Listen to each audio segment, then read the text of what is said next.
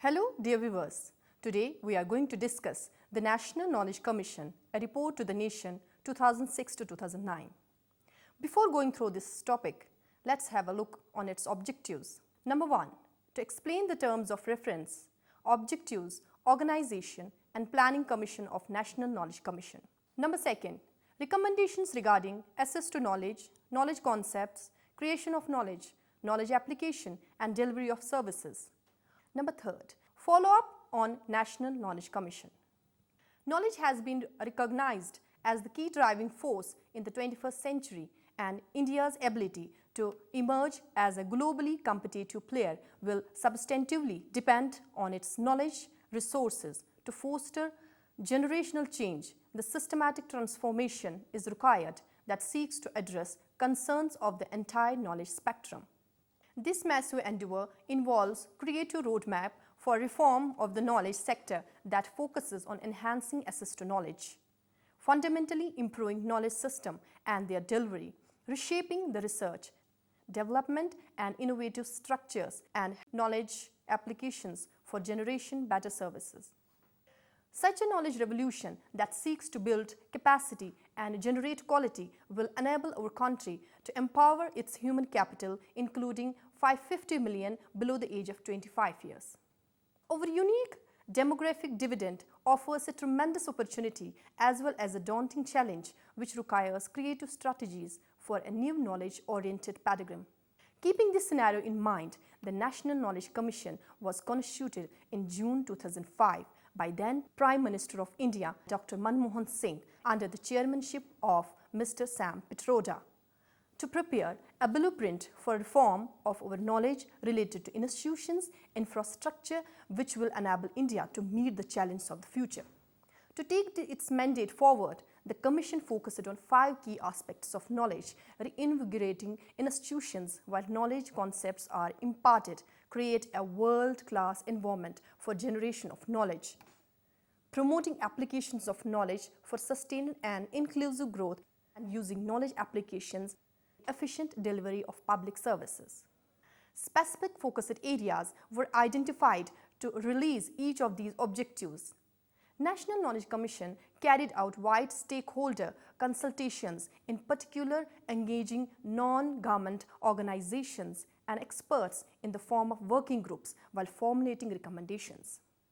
In 3 years, National Knowledge Commission has submitted recommendations on 27 focus areas in form of letters to the Prime Minister.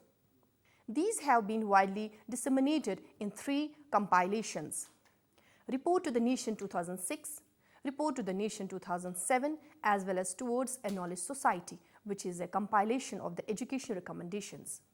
National Knowledge Commission has also reached out to state government for developing knowledge initiatives at state level. Now, let us discuss the terms of reference of the National Knowledge Commission. The vision for the National Knowledge Commission was articulated by then Prime Minister of India, Dr. Manmohan Singh, in the following words: "The time has come to create a second wave of institution building and excellence in the fields of education, research and capacity building." As per government notification of 13th June 2005, the terms of reference of the National Knowledge Commission are as: Number 1. Build excellence in the education system to meet the knowledge challenges of the 21st century and increase India's competitive advantage in the fields of knowledge. Number 2. Promote creation of knowledge in science and technology laboratories. Number 3. Improve the management of institutions engaged in intellectual property rights. Number 4. Promote knowledge applications in agriculture and industry. Number 5. Promote the use of knowledge capabilities in making government an effective, transparent and accountable service provider to the citizen, and promote widespread sharing of knowledge to maximize public benefit.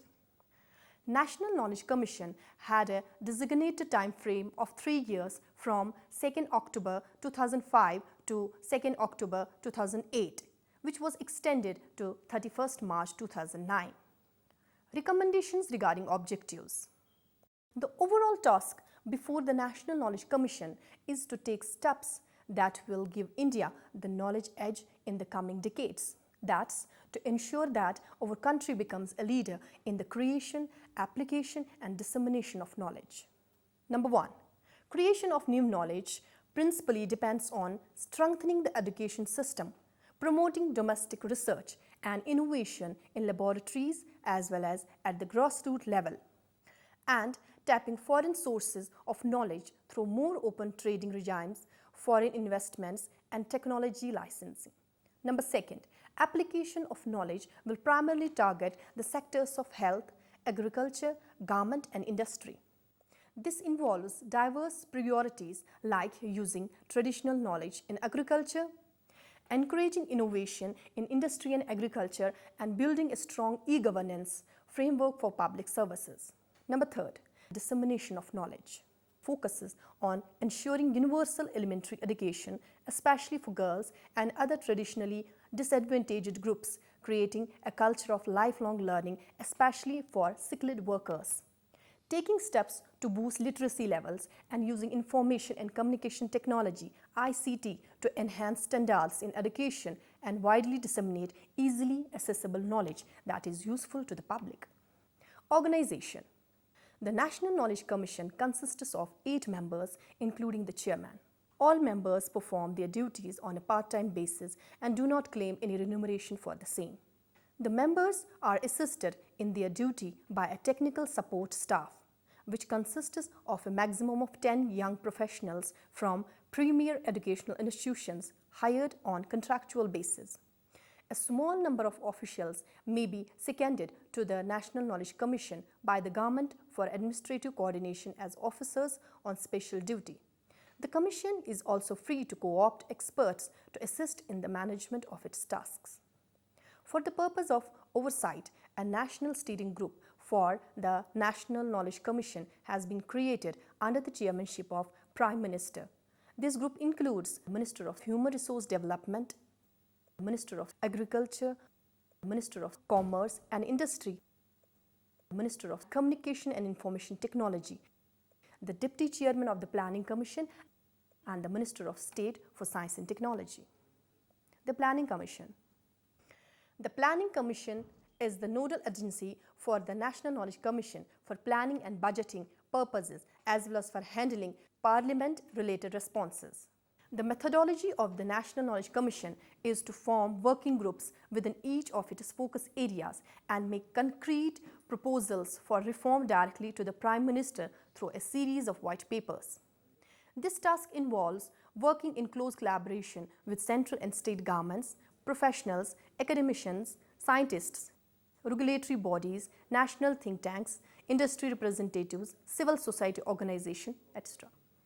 Now we will discuss the key focus areas of National Knowledge Commission. Access to knowledge.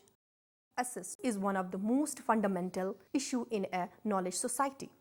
Even if university, research institutions and laboratories produce large amount of knowledge, it will be of little use until the majority of the population actually possesses adequate means to acquire, absorb and communicate this knowledge. Knowledge concepts. Advances in knowledge and its application are products of human endeavors. Therefore, it is of utmost importance that we nurture the skills and intellectual capacities of our largely youthful population in order to build a strong base of human capital that can transform India into a strong knowledge economy. Knowledge creation. Although India has the option of borrowing or buying new knowledge from abroad, it is important to create self-sufficiency by promoting indigenous research, especially in science and technology. Science and technology has the ability to accelerate the process of other parallel knowledge objectives leading to economic growth and security. Knowledge application. The creation of knowledge cannot be directionless. To derive maximum benefits from our intellectual assets, we must apply knowledge in the field like agriculture, industry, health, education, etc., where productivity can be enhanced. Knowledge application is both a goal in itself and a facilitator of progress in these important sectors. Knowledge services. Investment in knowledge services will produce large-scale benefits for the common man. Technology has the potential to make government services and functioning more accountable, transparent, and efficient. E-governance can change the way in which the citizens of India receive and interact with the government. Now, we will discuss access to knowledge. Margaret Fuller said, "If you have knowledge, let others light their candles in it." The concept of access to knowledge is made up of 4 components. First and foremost, individuals must possess the ability to receive and comprehend the knowledge. Second, means must exist for individuals who have the ability to receive and comprehend knowledge to readily obtain it. Third, accurate knowledge of the state and its activities should be made available to the general public. Lastly, and most importantly, access is about increasing the reach and opportunities of individuals or groups excluding from mainstream knowledge systems. Against this backdrop, some of the issues need to be considered. These are: number 1, adult literacy. Approximately 250 million adults in India are illiterate. The target is to achieve functional literacy among at least 90% of the population in the quickest time possible. Number 2, delivery. Existing public libraries need to be rejuvenated and new libraries established as centers of excellence in academic resources. Information networks and a culture of information sharing are required in sectors like education, health, agriculture, business, R&D, food distribution, disaster management, security, etc. Number 3, public information.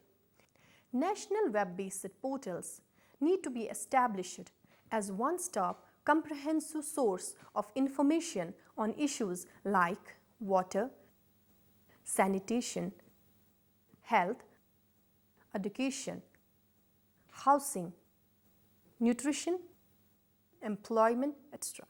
Technology and the internet also have an important role in making the recently legislated Right to Information Act more effective in its implementation.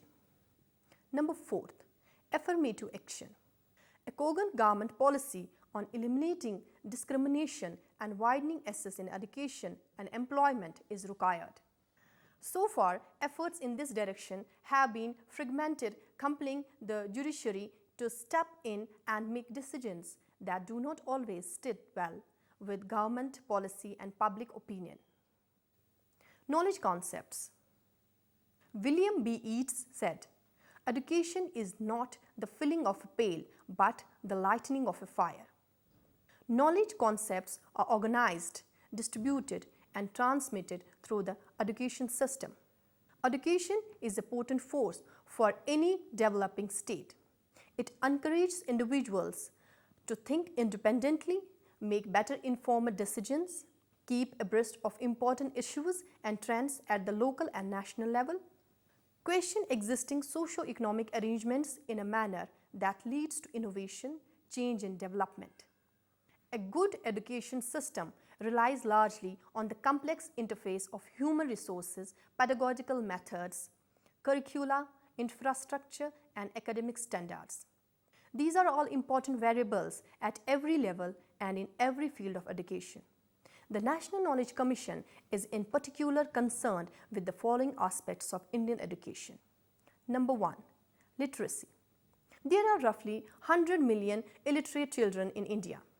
Special initiatives and outreach programs are required to bring these children into the mainstream. Number 2, elementary education. High levels of financial and institutional commitment are required to ensure basic infrastructure in schools, bolster teaching quality, and improve academic standards. Number 3, secondary education. Secondary education needs to be recognized as a crucial intermediary step between elementary and higher education. Innovative strategies are required to make secondary school education less strenuous and more appealing to students. Number 4, higher education.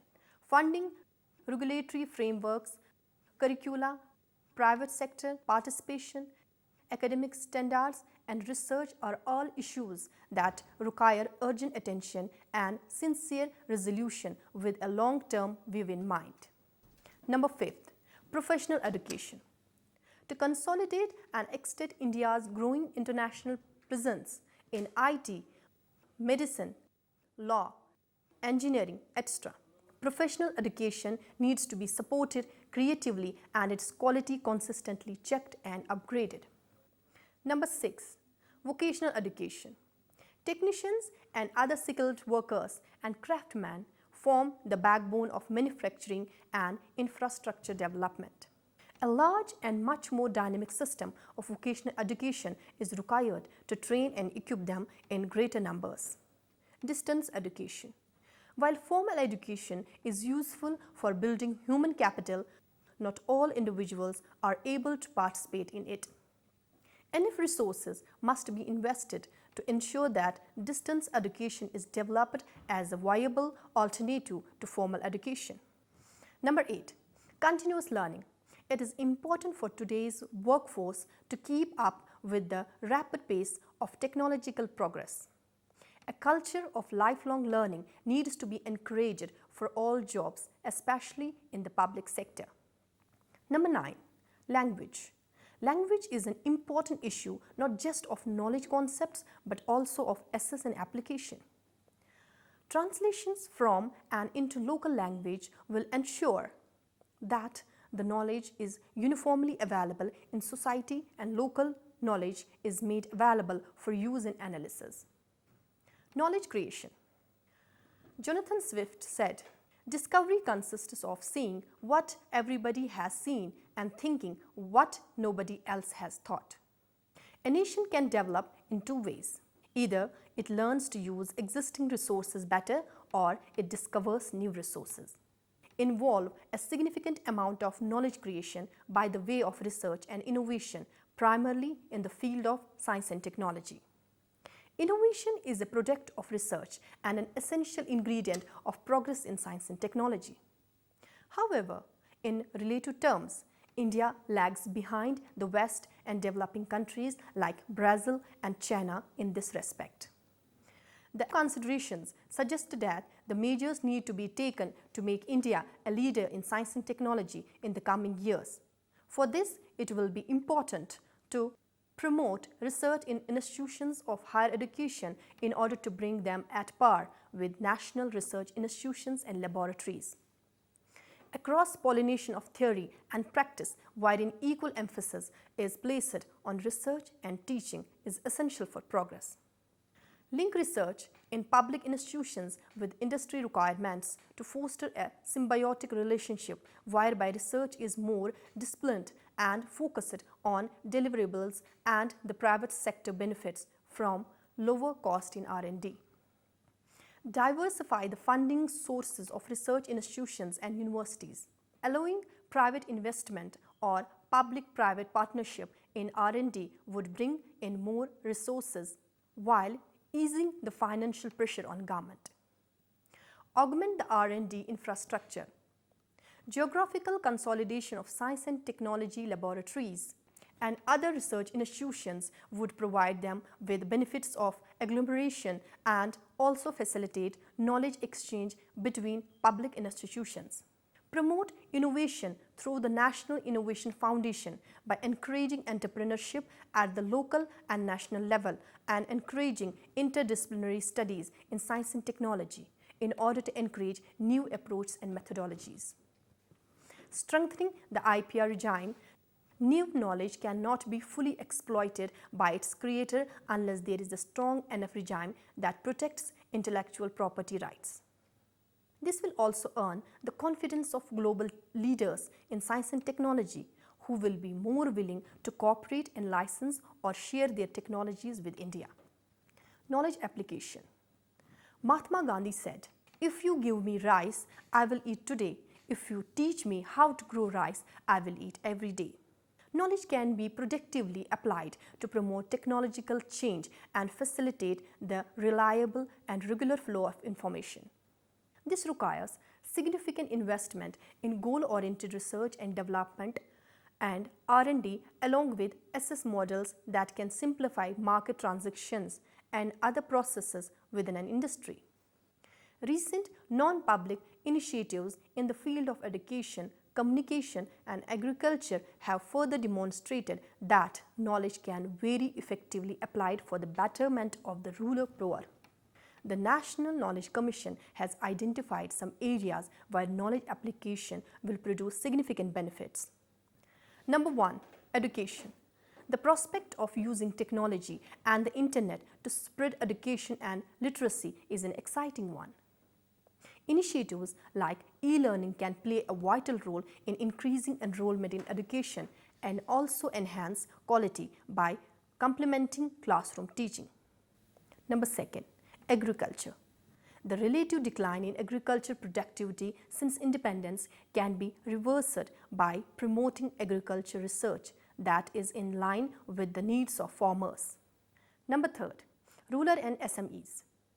There is tremendous potential in technology to facilitate skill development, process improvement, market access, quality control and access to credit and insurance in this sector. In this manner, it will be possible to raise rural incomes, facilitate competition and link rural and urban markets in an unprecedented manner. Number 4. Traditional knowledge. The rapid advance of technology and levels of information sharing are increasingly prone to crowding out traditional knowledge. It is therefore desirable to document, standardize, validate, disseminate and utilize traditional knowledge from all over the country, especially in the field of agriculture, health and arts and culture. Knowledge services. James Madison said, "Knowledge will forever gone ignorance, and a people who mean to be their own governors must arm themselves with the power which knowledge gives." The use of knowledge services, more popularly known as e-governance, has the potential to simplify many different points at which citizens interact with the state. The benefits of e-governance consist of: Number 1. Reducing the cost and improving the reach and quality of public services. Number 2. Reducing transaction costs and transaction times. Number 3. Empowering citizens and increasing transparency of government functioning. Number 4. Re-engineering of processes that results in greater efficiency and productivity. A prominent recent example of good e-governance has been the introduction of the online reservation system of the Indian Railways. Immediate concerns.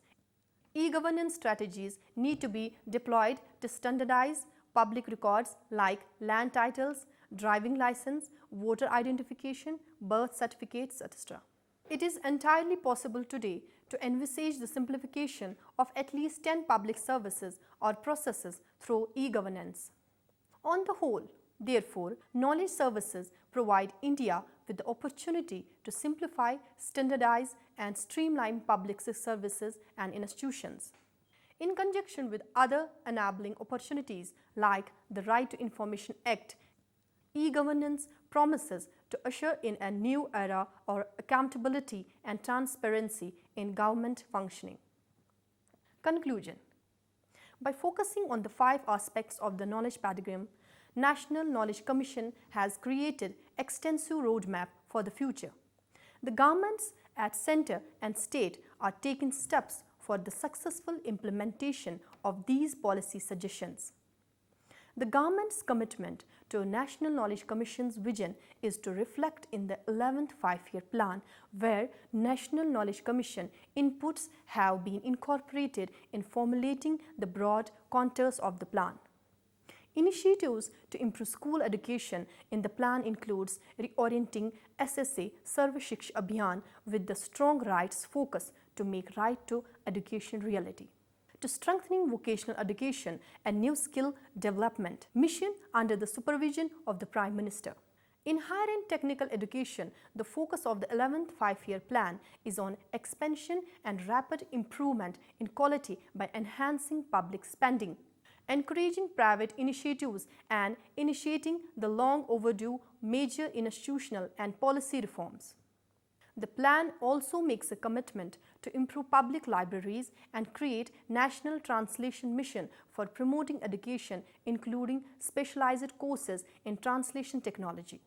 Emphasis has also laid on strengthening traditional health system such as Ayush is the National Health Program and improving IPR, with the ultimate aim of enhancing the outreach of Ayush healthcare in an accessible, acceptable, affordable and qualitative manner. Provisions for strengthening IPR in the 11th plan include undertaking the second phase of modernization of IP officers. Understanding the importance of innovation, the plan emphasizes the need for a national innovation policy which encourages competition among enterprises, greater diffusion of knowledge and increased support to early stage technology development initiatives and grassroots level innovative. National Knowledge Commission recommendations on e-governance were broadly endorsed by the government and incorporated into the National E-Governance Plan. As part of the program management structure for the implementation of National E-Governance Plan, the Cabinet approved the setting up of a body under a chairmanship of the Prime Minister to provide leadership, precise deliverables and milestones and to monitor periodically the implementation of the National E-Governance Plan. With this, we conclude this very important topic of today. Hope you enjoyed the lesson. For now, it's time to say goodbye. Stay blessed.